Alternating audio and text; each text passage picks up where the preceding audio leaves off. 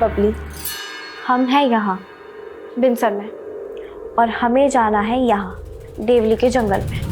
पर स्वीटी दीदी, यहाँ पर कोई खतरा तो नहीं होगा ना?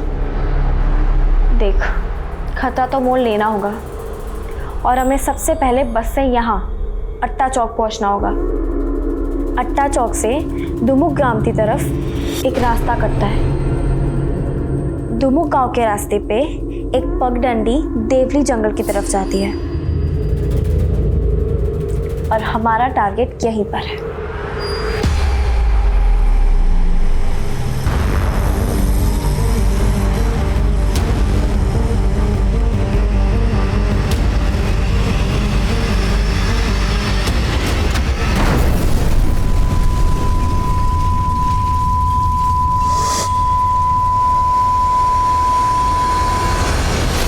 नमस्कार, मैं दिव्यांका त्रिपाठी दहिया क्राइम पेट्रोल सतर्क विमेन अगेंस्ट क्राइम के आज के एपिसोड में आपका स्वागत करती हूँ।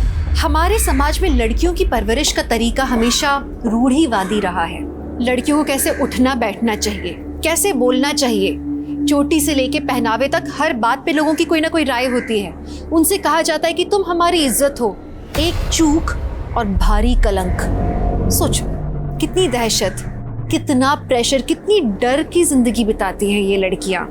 उनके जहन में बाहरी दुनिया के लिए ऐसा हवा बना दिया जाता है कि लड़कियां लड़ने की जगह डरने लगती हैं। स्वीटी और बबली की आपबीती एक डर से शुरू हुई थी, लेकिन अब उन्होंने लड़ने की ठान ली थी। पर उनकी लड़ाई थी क्या? इतनी छोटी उम्र में वो ऐसी जगह जाना चाह रही थी जो एंटी सोशल ग्रुप्स का गढ़ है। क्या उन्हें किसी मिशन के लिए तैयार किया गया था या किसी ने उनकी मासूमियत का गलत फायदा उठाया था? सारे सारे गा रे गा मा गा मा पा मा प मा प धा पा धा पा धा नी धा नी सा नी धा नी ध पा धा पा धा। चले गए शोर शराबा, सर फटता है हमारा, बंद कीजिए। अरे मालती, शोर शराबा नहीं है, ये रस है, संगीत का रस। लेकिन बंदर का जाने अदरक का स्वाद है। बस काहे बना रहे हैं इनको अपने जैसा? दूर रखिए इनको अपने संगीत और नाटक मंडली से। अरे मालती, अरे हम तो बहुत छोटे से कलाकार हैं, लेकिन देखना हमारी बिटिया बहुत बड़ी कलाकार बनेंगी।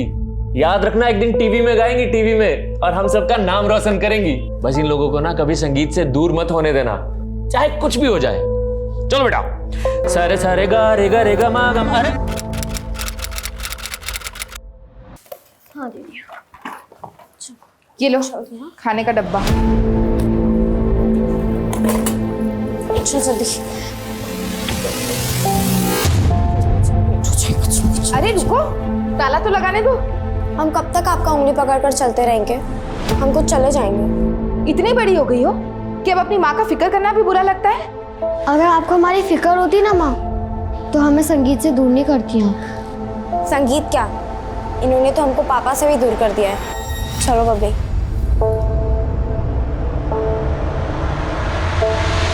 बच्चों के मन में जो बात घर कर जाती है ना मालती जी, उनको बदलना बहुत मुश्किल होता है।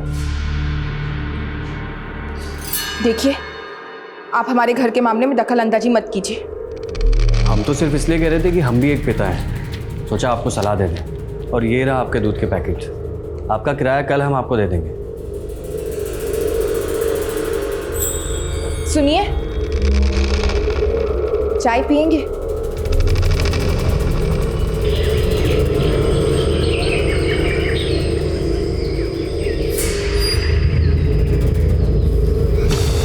दीदी, अगर स्कूल की छुट्टी पे हम घर नहीं पहुंचे तो माँ को जवाब देना मुश्किल हो जाएगा। देख बबली, आज चाहे कुछ भी हो जाए, पर हम पापा को अपने साथ लेकर ही जाएंगे।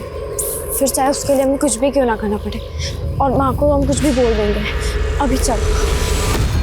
आखिर कब तक हम नारियों को ही अग्नि परीक्षा देनी पड़ेगी? पापा, काहे हंस रही हो? पापा आपने ये साड़ी क्यों पहन रखी है? अरे का बताए बिटुआ, हमारी जो नाटक वाली अभिनेत्री है ना, वो पड़ गई है बीमार, तो हम सोचे कि हम ही अभिनेत्री बन जाए। अब तुम्हारी अम्मा तो हमारी अभिनेत्री बनेंगी नहीं ना। हम अभिनेत्री बन जाएं? पापा, हम दोनों ने सोचा है कि बबली सिंगर बनेगी और हम एक्ट्रेस। अच्छा, और अभी जो आप बोल रहे थे ना, वो सब हमने याद कर लिया है। हम आपको करके दिखाएं? हाँ चलो बाबा, देखते चलो। हाँ बेटा, सुनाओ। आखिर कब तक हमको अग्नि परीक्षा देनी पड़ेगी? क्या एक नारी का संसार में यही अस्तित्व है? कैसा किया? शाबाश! अरे ये दोनों बिटिया हमारी देखना नाम रोशन करेंगी।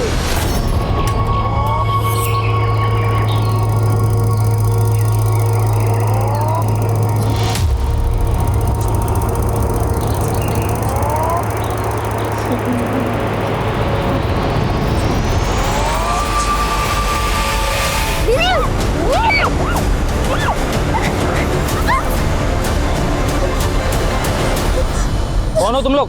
क्या करने आए हो यहाँ? ठीक से तलाशी ले इनकी। देख कोई कैमरा वैमरा तो नहीं लगा रखा है इन्होंने।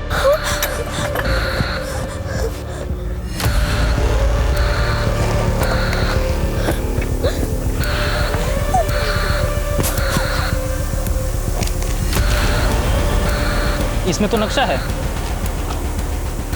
कहाँ से आया नक्शा तुम्हारे पास? किसने भेजा जासूसी करने के लिए? देखिए हम कोई जासूस नहीं है, हम बस हमारे पापा को ढूंढने आए। आप प्लीज हमें यहाँ से जाने दीजिए। नमस्ते दीदी। क्या हो रहा है यहाँ पे? बुरा मत मानिएगा मालती जी, पर आपने खुद ही अपने पैरों पे अपने हालात की कुल्हाड़ी दे मारी। आपको ये सिंदूर, ये मंगलसूत्र उतार के फेंक देना चाहिए और बोल देती सबको कि मर गया वो, तो आपकी बेटियां इस पे भरोसा कर लेती। कुलदीप जी, आप हमारी दुविधा को नहीं समझ पाएंगे। लेकिन आपकी बेटियां जो समझ रही हैं वो बहुत हानिकारक है आपके लिए।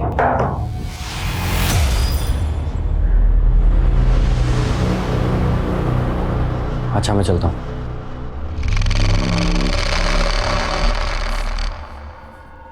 वो मालती जी, हम दीप्ति को स्कूल से घर ला रहे थे तो ये बोली बबली को किताब लौटाना है। वो चाची, आज बबली और स्वीटी दीदी स्कूल नहीं आए ना, तो सोचा ये किताब बबली को देते हुए चली जाती हूँ। ये क्या बोल रही हो दीप्ति? वो दोनों तो सुबह स्कूल के लिए निकले थे। नहीं चाची, वो दोनों तो स्कूल आए ही नहीं थे।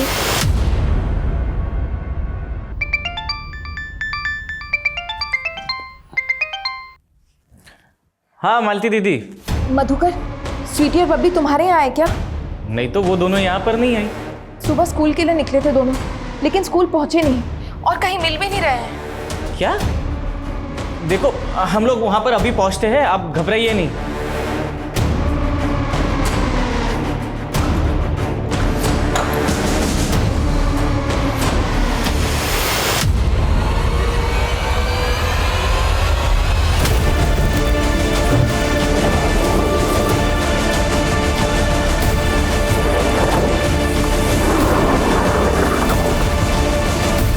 तुम हमको स्कूल छोड़ने से रोक रही थी? कहाँ गई थी? जल्दी बोलो वरना देंगे एक। वो अम्मा, हम फुलवारी में तमाशा देखने गए थे। ये तमाशा का भूत नहीं उतरा अभी तक? हाँ, क्या मिल गए संगीत और तमाशा से तुमको और तुम्हारे पापा को? बस माँ, पापा को तो आप कोसेगा ही नहीं। हमको पता है कि आपने पापा को कितना तकलीफ दिया है। शुक्र मनाइए वो राजेंद्र आपकी जमीन छीन नहीं रहा, दाम दे रहा है उसके। वैसे भी वो बंजर जमीन किस काम की? बंजर है तो क्या हुआ? पुश्तैनी जमीन है हमारी, और पुश्तैनी जमीन माँ के समान होती है। तो तुम क्या कहती हो कि हम अपनी माँ को बेच दें? दो बेटियों के बाप हैं आप, काहे खतरा मोल ले रहे हैं? अरे हम नहीं डरते किसी से। और एक बात बताओ, तुम उस राजेंद्र का काहे इतना पैरवी कर रही हो? हाँ। रुको, हम देखते हैं कौन आ गया। अरे अरे अरे कौन? अरे मालती! अरे छोड़े! अरे मालती! अरे तुम लोग हमको कहाँ लेके जा रहे हो भाई? छोड़ो हमको! छोड़ो!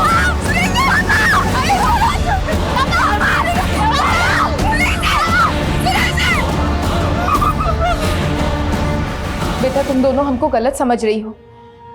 तुम्हारे पापा हमारी वजह से तुमसे दूर नहीं हुए। और अगर तुमको ऐसा लगता है कि हमने तुमको संगीत से दूर कर दिया है तो हम बदल जाते हैं। रुको रुको,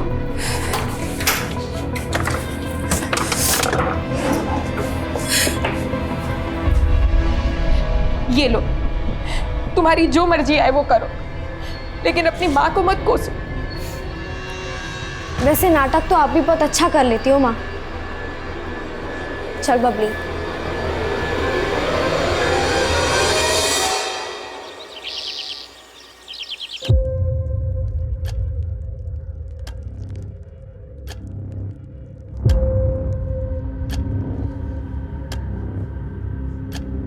स्वीटी, बबली,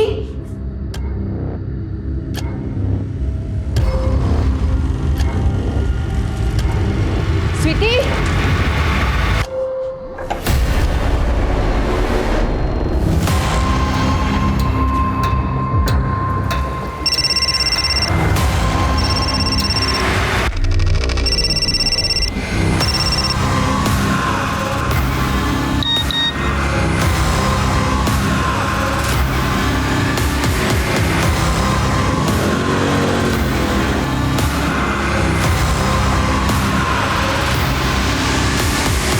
सुबह तो हमने देखा था उन्हें, जब हम दुकान खोलते थे यहीं से जा रही थी।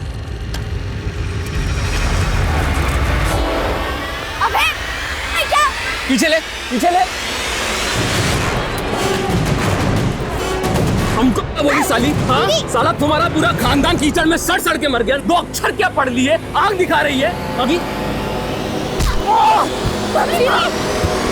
वो जमींदार राजेंद्र जी के बेटे रतन का सर खोल दिया था बबली ने, वही गुस्से में गया था उनके पीछे।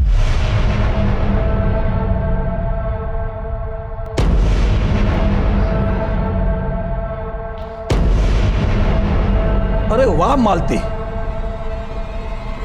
रात में हम तुम्हारा ही सपना देखे, पर जब नींद से जगे तो हमारी तो जल गई। अरे साला तुम वो किराएदार का खटिया पे। कमीने, हमारी बेटियां कहाँ है? बेटियां? तुम साला नौटंकी वाले, तुम्हारा हर दिन का नया नौटंकी होता है। तेरे बेटे ने उठाया ना हमारी बेटियों को, कहाँ है वो? बस देख, हमरे बेटे रतन को बीच में मत घसीट। चल जा, जा ऐसे। हम जानते तू बहुत ताकतवर हो। 1.5 साल पहले हमारे पति को भी उठवा लिया था तुमने, तब हम कुछ नहीं कर सके, लेकिन हमारी बेटी हमें लौटा दो। तुम जो कहोगे, तुम्हें जो चाहिए हम देने के लिए तैयार हैं। जो चाहिए देने के लिए तैयार हो। निकल, बच्चे लग कहेंगे। नहीं, मैं जाने दो, प्लीज।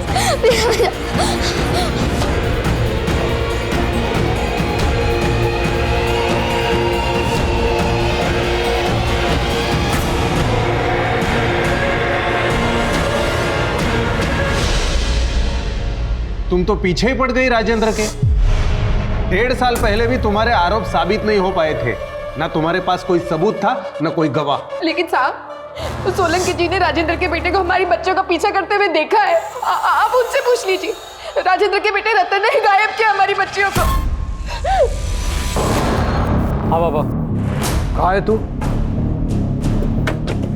ठीक है, हम बात करते हैं।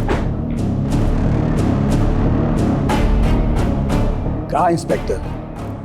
अरे किस सोलंकी के बयान पर भरोसा कर लिया? अरे हमरे बेटे को नहीं, वो कमीना किसी और को देखा होगा। तो फिर आपका बेटा रतन कहाँ गायब है? अरे गायब नहीं है, शहर गया है। उसका इस केस से कुछ लेना देना नहीं है। तुम फिर उस गलत औरत का बात पर भरोसा कर लिए। तुम उसके गेम को समझ नहीं पा रहे हो। गेम? कैसा गेम? 2 महीना पहले वो एक किराएदार रखे थे, दुनिया की नजरों में धूल झोंकने के लिए। असल में वो किराएदार उसका प्रेमी है। अब उसके लिए पहले वो अपने पति को गायब की और अब अपनी बेटियों को। अब तुमको हमारे बात पर भरोसा नहीं है ना, तो जाके पूछ लो पड़ोसियों से कि उनके बीच में क्या चल रहा है।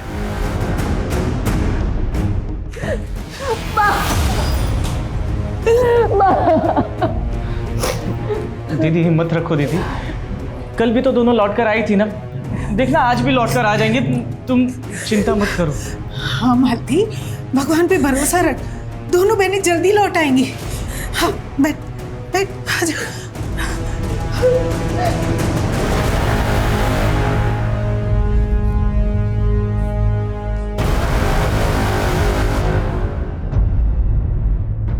हम तुमसे प्यार करने लगे हैं बबली, लेकिन तुम्हारे सामने बोलने की हिम्मत नहीं होती।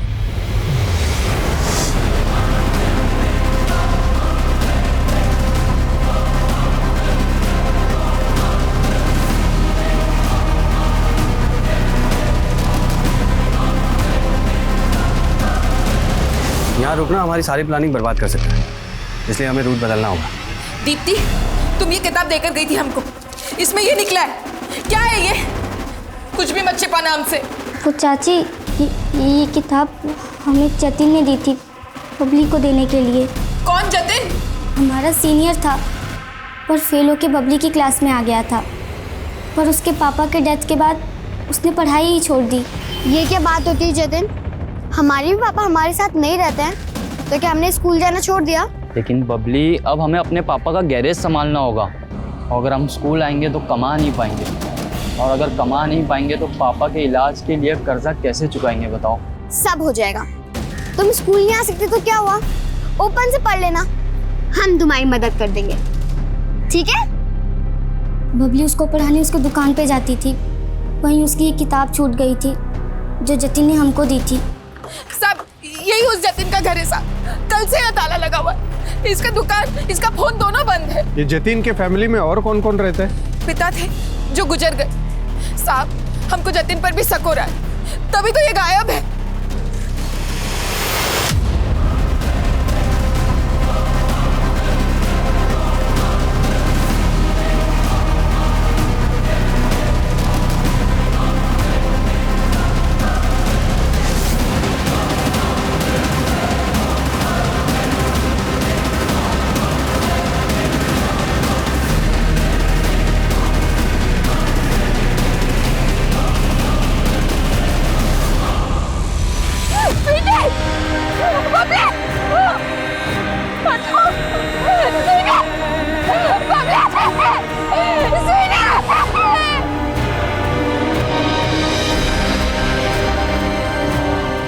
स्वीटी और बबली ने सपने देखे थे कि एक दिन वो कलाकार बनके पूरी दुनिया पर छा जाएंगी, लेकिन आज हर तरफ उनकी निर्मम हत्या के चर्चे थे।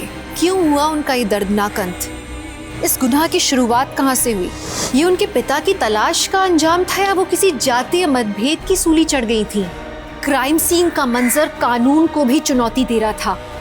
आखिर इस गुनाह की पृष्ठभूमि क्या थी जिसने सरकार को भी झकझोर के रख दिया था? चारों तरफ उन्हें इंसाफ देने का हल्ला गूंज रहा था और इसलिए क्राइम ब्रांच आ गई।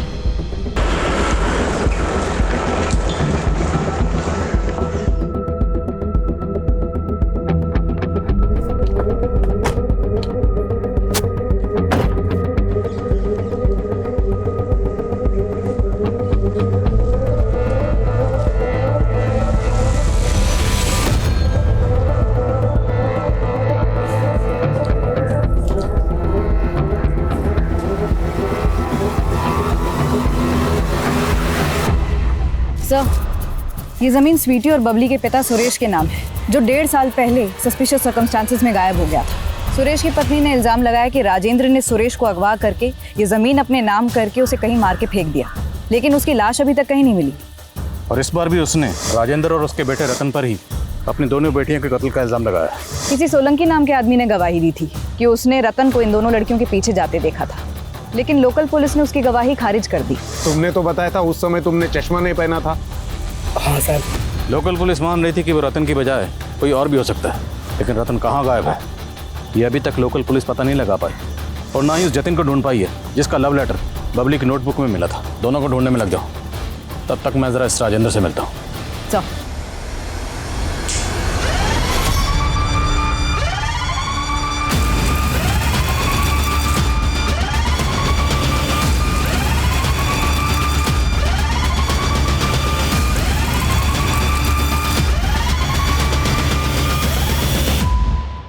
एंटीसिपेटरी बेल लेकर आप गिरफ्तारी से तो बच गए, पर पूछताछ से नहीं बच पाएंगे। पूछिए जो भी पूछना है, ताकि सच्चाई बाहर निकले। हमको भी तो पता चले कि कौन कमीना हमको फंसाना चाहता है। अगर आप वाकई चाहते हैं कि सच्चाई बाहर निकले तो अपने बेटे को बाहर निकालिए। क्यों छुपा रखा उसे? छुपाया नहीं है साहब, उसको किसी ने गायब किया है केस को उलझाने के लिए। गायब तो 1.5 साल पहले बबली और स्वीटी के फादर सुरेश को भी किया गया था। तब भी उसका इल्ज़ाम उसकी बीवी मालती ने आप पर ही लगाया था। साहब तब भी वो झूठ बोली थी हमको फंसाने के लिए। साहब हमको पूरा यकीन है वो नीली कलर की गाड़ी इन्हीं की थी, यही उठाए थे सुरेश जी को। इंस्पेक्टर, ये हमसे जमीन का पैसा एडवांस लेकर अपने पति को मना नहीं पाई और अब कुछ भी बक रही है। बक तुम रहे हो। एक मिनट, तुम तो बोल रही थी उन आदमियों के चेहरे ढके हुए थे इसलिए तुम चेहरे देख नहीं पाई। फिर वो राजेंद्र और उनका बेटा ही था, ये दावा तुम कैसे कर सकती हो? उस औरत को दुखियारी समझने का गलती मत कीजिए। वो औरत और उसका आशिक किराएदार मिलकर ये षड्यंत्र रच रहे हैं। वो औरत उसके प्रेम में पड़ के पहले अपने पति को निकल गई और अब अपनी बेटियों को।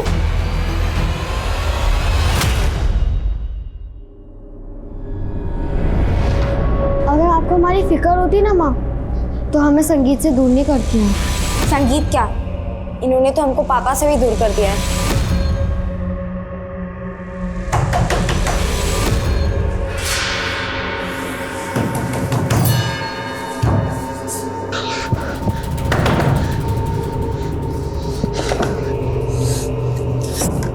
आपसे कहा था ना, आप जाइए यहाँ से। अगर वो उठ गई तो अच्छा नहीं होगा। जाइए, निकलिए यहाँ से, जाइए।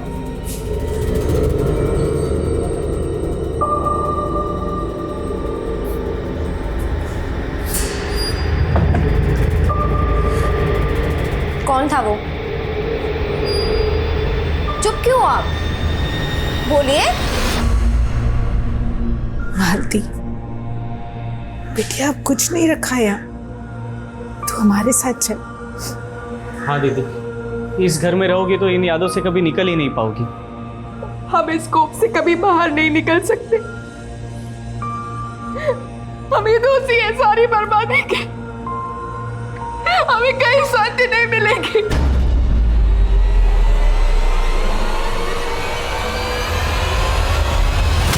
कि जतिन और रतन के सीडीआर देखकर तो नहीं लगता कि ये दोनों टच में होंगे। और लोकल पुलिस ने बताया कि स्वीटी और बबली के पास कोई फ़ोन नहीं था।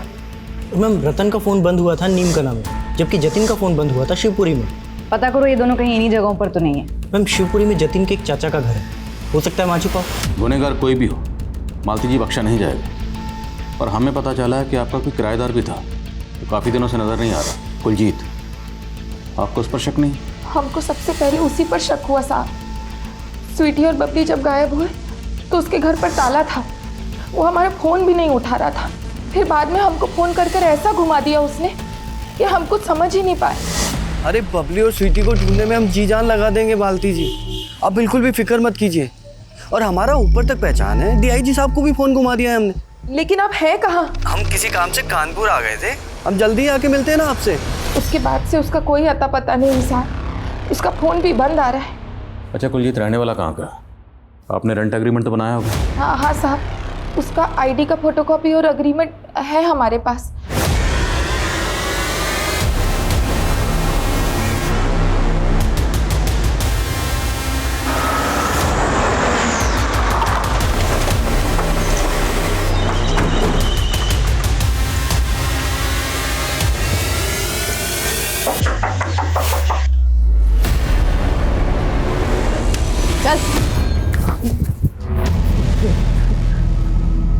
सर हम बबली को क्यों मारेंगे?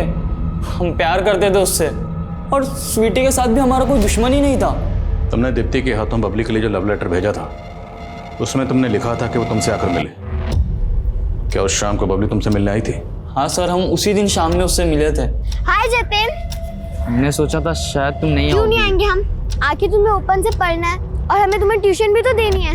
वो बबली, दीप्ति ने तुम्हें जो बुक दी थी उसमें हमारा नोट था, तुम्हें मिला? कैसा नोट? वो तुम घर जाके देख लेना। अच्छा ठीक है, हम घर जाके देख लेंगे।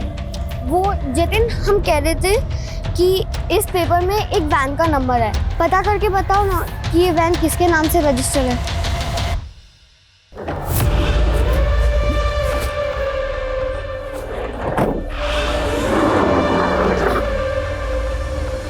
सर फिर हमें बबली ने बताया कि 1.5 साल पहले उसके पापा को जिस वैन में किडनैप किया गया था, उसे लग रहा था कि वो उसी वैन का नंबर है। तो 1.5 साल पहले बबली ने जो नंबर देखा था, वो नंबर उसे याद रहा? नहीं सर, वो बोली उसने उसी दिन बिल्कुल वैसा ही एक वैन देखा था। सर उसने उसका नंबर नोट कर लिया था, बट उसके बाद हमने पूछा तो वो कुछ नहीं बताई सर। उसके बाद फिर पता चला दोनों बहनें किडनैप हो चुकी है। और सर उस वक्त मैं अपने चाचा के घर था, तो मैं उस लव लेटर की वजह से डर गया था सर, इसलिए मैं वापस नहीं आया। बबली ने तो जो नंबर दिया था वैन का, वो नंबर बोल। ये नंबर तो फेक है सर, आरटीओ में इस नंबर का कोई व्हीकल रजिस्टर्ड ही नहीं है। जतिन के बयान के मुताबिक बबली ने नंबर हाल फिलहाल में इसलिए नोट किया था क्योंकि उसे लगता है कि 1.5 साल पहले उसके फादर को इसी वैन में ले जाया गया और ये नंबर फेक है। और ताज्जुब की बात यह है कि बबली को 1.5 साल बाद भी ये नंबर याद है। ताज्जुब की बात तो ये भी है सर कि मालती को इसके बारे में कुछ पता ही नहीं है। अगर जतिन सच कह रहा है तो मतलब साफ वो बच्चियाँ अपने फादर की तलाश कर रही हैं और मुमकिन है कि शायद यही उनके कत्ल की वजह रही। 1.5 साल पुराना सुरेश मिसिंग केस बारीकी से स्टडी करो। सर मालती के किराएदार कुलजीत ने जो रेंट एग्रीमेंट दिया था उस पर जो नेटिव एड्रेस है वो फेक है सर, और उसने जो आधार आईडी दिया था वो भी फेक है सर। फेक है? जी सर। और सर हैरानी की बात तो ये है कि उसकी आधार आईडी पे जो नंबर है वो किसी कुलजीत नाम की औरत का आधार नंबर है। अब उनको काम पर लगाओ, पता लगाओ ये कुलजीत सिंह कौन है। सर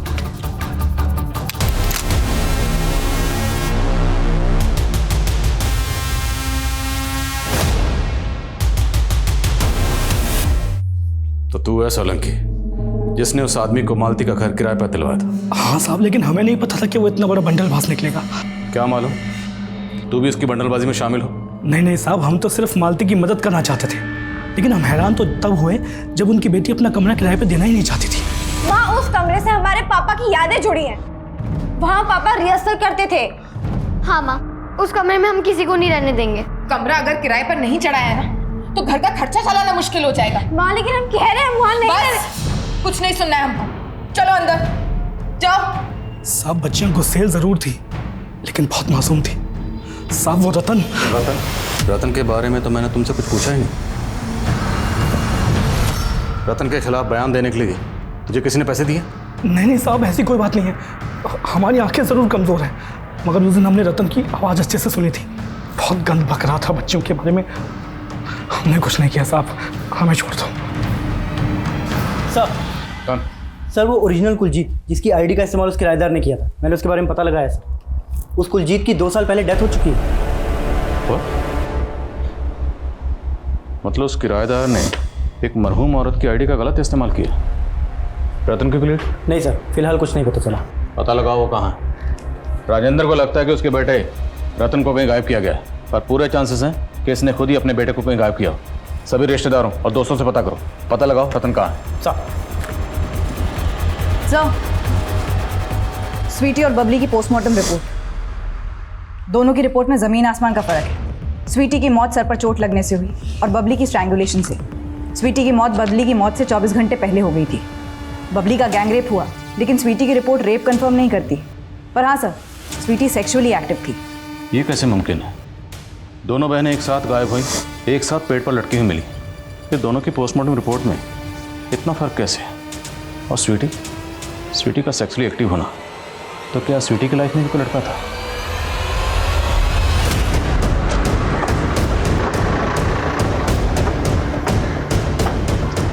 नहीं साहब, हमारी बेटियां ऐसी नहीं थी। उनका किसी लड़के के साथ चक्कर नहीं था। हो सकता है स्वीटी के साथ कभी किसी ने कुछ गलत किया हो, घर में या मोहल्ले में, या फिर आपकी गैर मौजूदगी में उस किराएदार ने।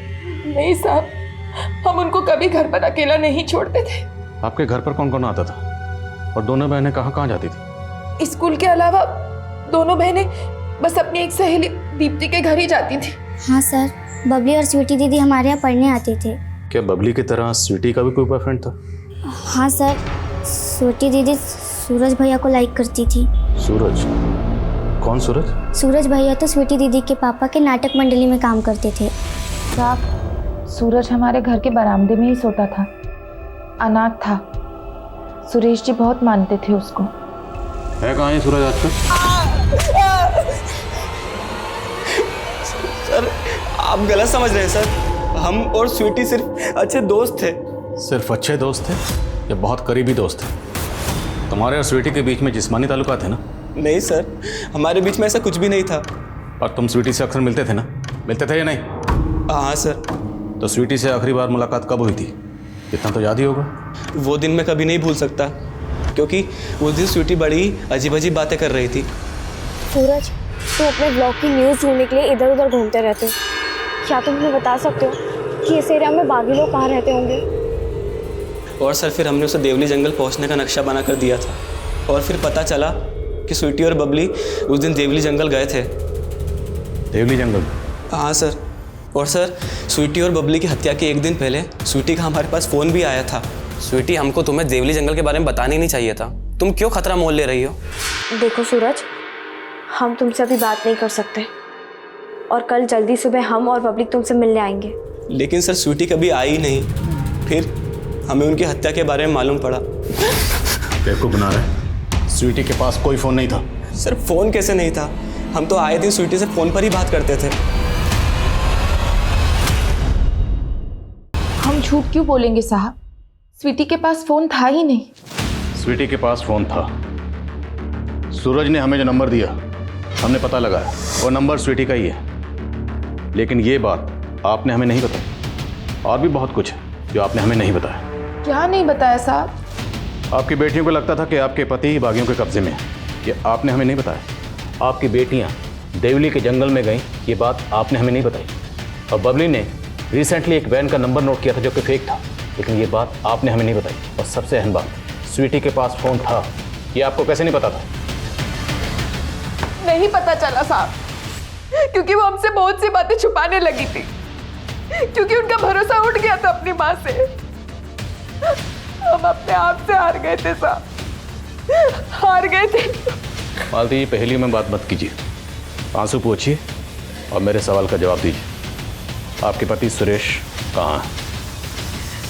साहब, 1.5 साल पहले तक हम यही सोचते रहे कि वो राजेंद्र मार दिया उनको, लेकिन फिर 3 महीने बाद कुछ ऐसा हुआ जिसकी हम कभी कल्पना भी नहीं किए थे।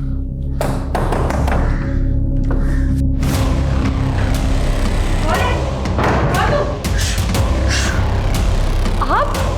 बबली और स्वीटी कहाँ है? वो तो अपनी नानी के घर है। आप जिंदा हैं? हाँ, हम जिंदा हैं। वो राजेंद्र तो हमको मार नहीं दिया था।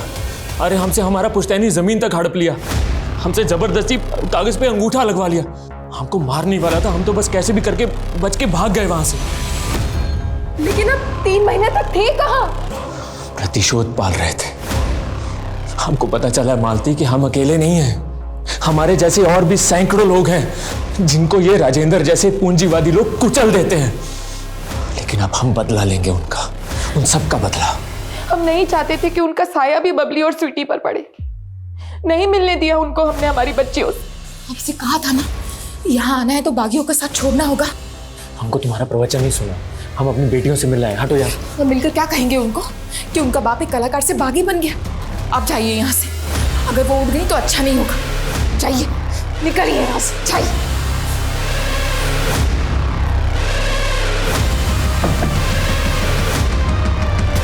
कौन था वो? चुप क्यों आप? बोलिए। आप पापा को धोखा दे रहे हो। नहीं स्वीटी, वो कोई गैर मर्द नहीं था, तुम्हारे पापा ही थे। अगर वो हमारे पापा थे तो हमसे मिले बिना क्यों चले गए? क्योंकि अब हम उनसे कोई रिश्ता नहीं रख सकते, बागी बन चुके हैं वो। हम तो कठोर बनकर सुरेश जी से दूरी बना ली, लेकिन हमारी बेटियां ये दूरी बर्दाश्त नहीं कर पाई। वो तो हमको ही दोषी मानती रही। उनको उनके पापा से दूर कर दिए थे हम। लेकिन हम तो हैरान है ये जानकर कि वो दोनों खुद से अपने पापा की तलाश में बागियों के घर जाने का कोशिश की। अब सुरेश कहाँ है? हमको नहीं पता साहब, पिछले 3 महीने से हमने उनका शकल भी नहीं देखा।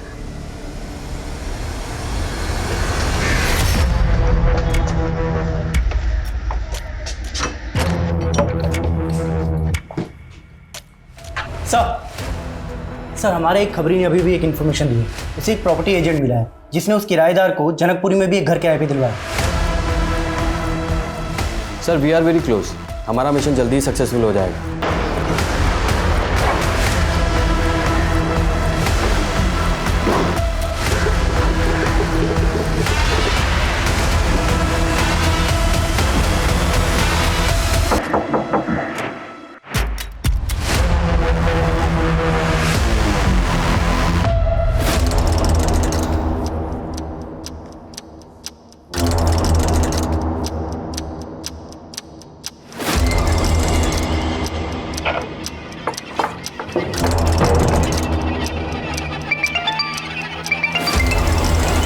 Jain sir.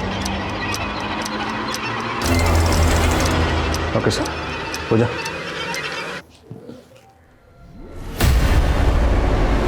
Vinod Sharma undercover agent हूँ। 6 महीने पहले हमारे सीनियर ऑफिसर अमोद सिंह की कार ब्लास्ट में इस सुरेश का हाथ था। सुरेश को पकड़ना हमारा मिशन है। मुझे इन्फॉर्मेशन मिली कि सुरेश अक्सर अपनी बीवी से मिलने आया करता है, इसलिए किराएदार बन के मैं वहाँ रहने चला गया। मैंने सोचा उसकी बीवी के जरिए सुरेश के बारे में इन्फॉर्मेशन निकालने की कोशिश करूँ, लेकिन अचानक से उसकी बेटियाँ गायब हो गई। अगर मैं वहाँ रुकता तो लोकल पुलिस मुझे भी इन्वेस्टिगेट करती और ये मेरे मिशन के लिए सही नहीं था, इसलिए मुझे वहाँ से निकलना पड़ा।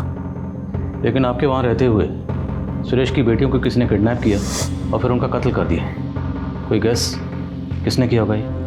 ये तो मुझे भी नहीं समझ में आया, बट हाँ, मुझे एक इन्फॉर्मेशन मिली है कि सुरेश राजेंद्र पे अटैक करने की प्लानिंग कर रहा है। शायद उसको लगता है कि ये सारा कांड राजेंद्र ने किया है और हम भी यही चाहते हैं कि सुरेश ये अटैक अटेम्प्ट करे ताकि हमें उसे पकड़ने का मौका मिल जाए।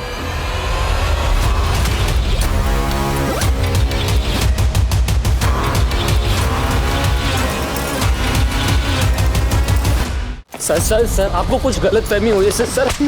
नहीं सर, हम मानते हैं सर, हम उन पे थूक दिए थे, गाली भी दिए थे सर। जब वो बबली हमारे सर पे मार के भागी तो हम उसके पीछे भी गए थे, लेकिन सर हम ना ही उसका रेप किए ना ही उसे टांगे।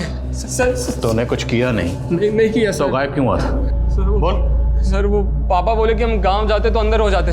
क्या कहते सर, आप हमारा विश्वास कीजिए सर, हमने कुछ नहीं किया है। और सर उस दिन तो हमें वो लड़कियां भी नहीं मिली थी, वो हाथ से निकल गई थी सर।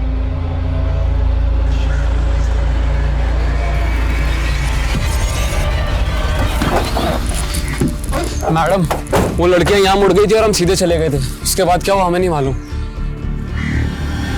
लेके जाओ इसे।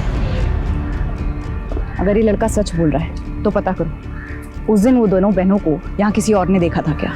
शायद इससे पता चला कि वो दोनों बहनें यहाँ से कहाँ गई थी। Okay ma'am.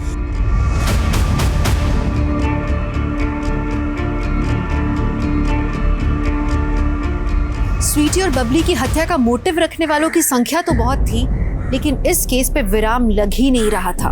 वैसे रतन ने पुलिस को एक रास्ता दिखाया था जहां उसने स्वीटी और बबली को आखिरी बार देखा था, लेकिन कहीं ये रास्ता पुलिस को डेड एंड की तरफ तो नहीं ले जा रहा था। पुलिस अब तक सस्पेक्ट्स के चारों ओर फेरे लगा रही थी, लेकिन इस क्राइम का केंद्र ही नजर नहीं आ रहा था। इस केस के मोटिव और सबूत दोनों ही पुख्ता नहीं थे। तो क्या क्रिमिनल इतना शातिर था कि उसने ऐसा चक्रव्यूह रचा कि पुलिस उसमें खोकर रह गई?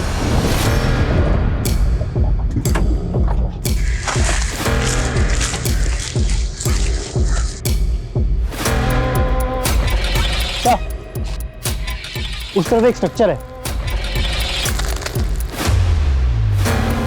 चेक करो सब्जेक्ट।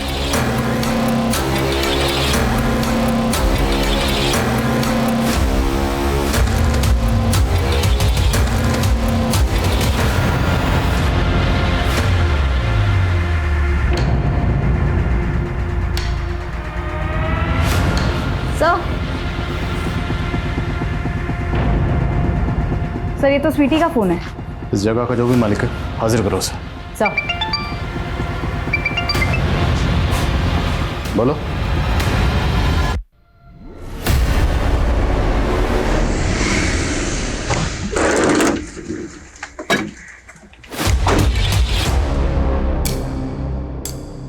दस मिनट में राजेंद्र आने ही वाला है। आज तो हम उसका काम तमाम करके ही हटे।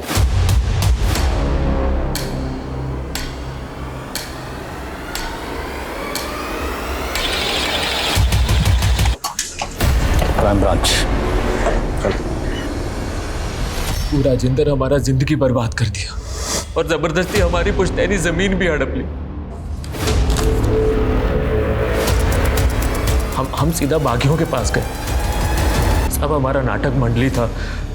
हम कभी कभी उनको नाटक दिखाने जाया करते थे, इसलिए हमारा उनसे पहचान था।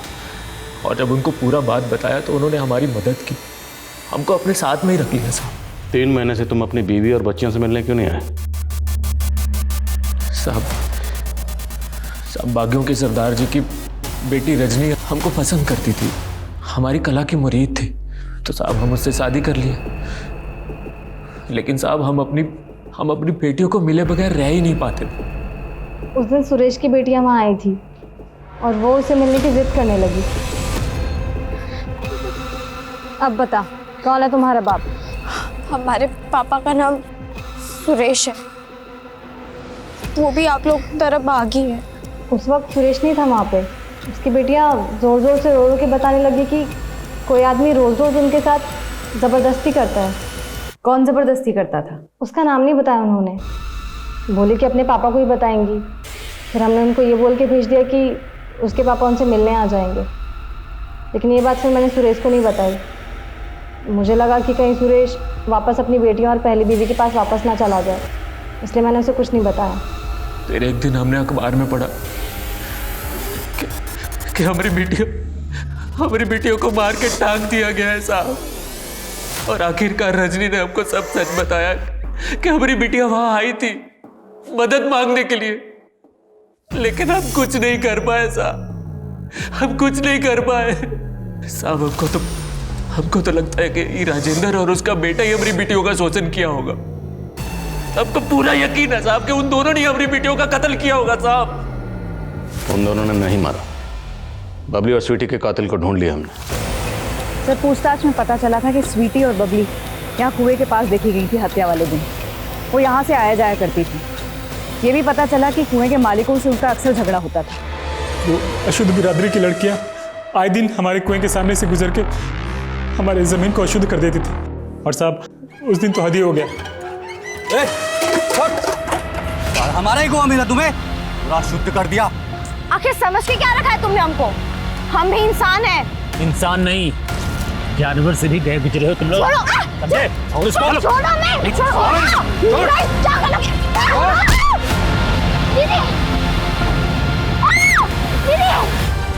फिर हमने उस बबली को अच्छे से सबक सिखाया और फिर उनकी बॉडी ले जाके उन्हीं के बाप की जमीन में टांग दिया। हम सोचे उनकी लाश वहां मिलेगी तो राजेंद्र और उसका बेटा रतन ही फंसेगा। तुम दोनों का सिर्फ इतना मकसद नहीं था। स्वीटी के मोबाइल में हमें एक वीडियो मिला। वो वीडियो किसके कहने पर बना? वो वीडियो किसके कहने पर बनाया?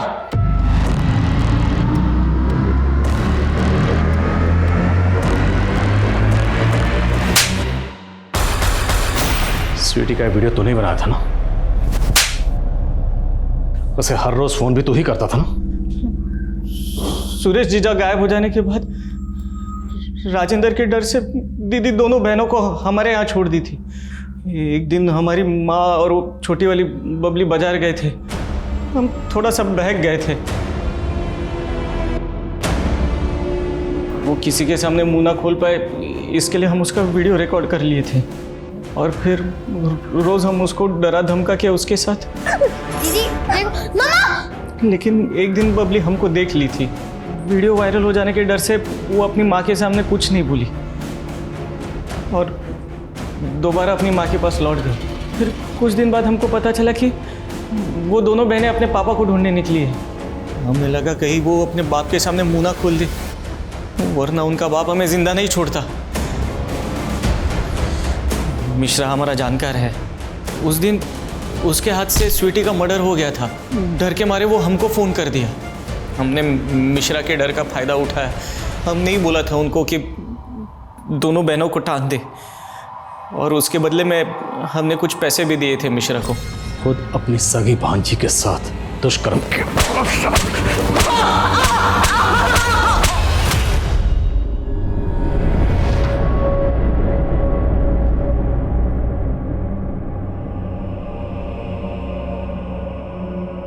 मालती और सुरेश की दूरी ने उनकी बेटियों को उनसे इतना दूर कर दिया जहां से वापस आने की कोई गुंजाइश नहीं थी। मालती अपने आप को जिंदगी भर कोसेगी कि उसकी परवरिश में ऐसी क्या कमी रह गई थी कि उसकी बेटियों ने अपनी आपबीती का जिक्र तक नहीं किया उससे। और सुरेश को हमेशा इस बात का पश्चाताप होगा कि वो अपनी बेटियों के साथ क्यों नहीं था जब उनका मामा उनके साथ ज्यादतियां कर रहा था। हम अक्सर अपने बच्चों को बाहरी दुनिया से सतर्क रहने के लिए कहते हैं, लेकिन कभी अपनों पर ध्यान नहीं देते, अपनों पर शक नहीं करते। एक अच्छी परवरिश कभी बेटे और बेटी में फर्क नहीं करती। आज एक बहुत बड़ा वर्ग है जो अपनी बेटियों को पढ़ा रहा है, बढ़ा रहा है। बहुत जरूरी कि हम अपने बेटों को भी समझाएं, उन्हें सिखाएं कि लड़कियों की इज्जत बहुत जरूरी है।